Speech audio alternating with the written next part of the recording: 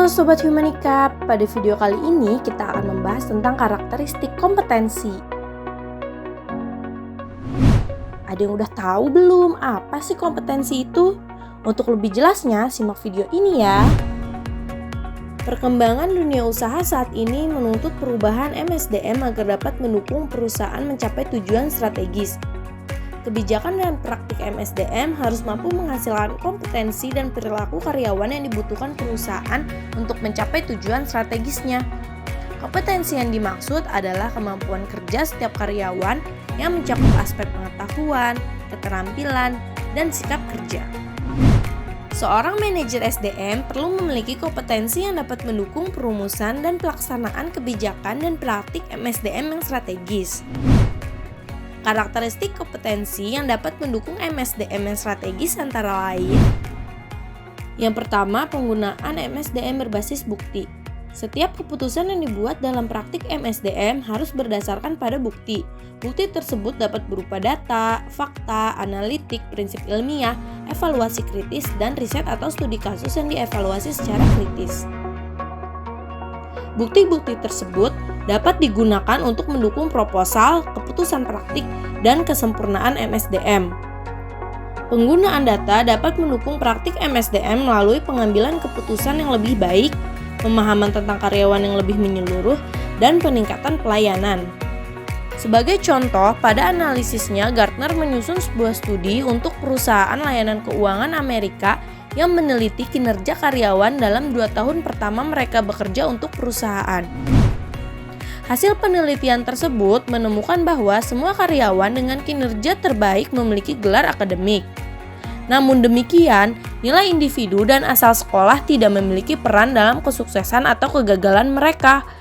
Perusahaan kemudian mengimplementasikan proses screening dengan tidak memberikan bobot pada peringkat sekolah asal kandidat atau nilai yang diperoleh.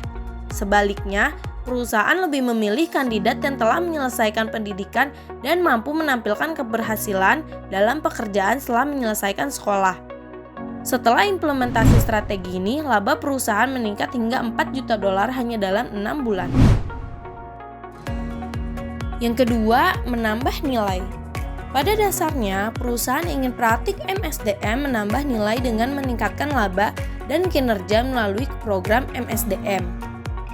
Menambah nilai bagi manajer SDM berarti membantu peningkatan perusahaan dan karyawan dengan cara yang terukur sebagai hasil dari MSDM.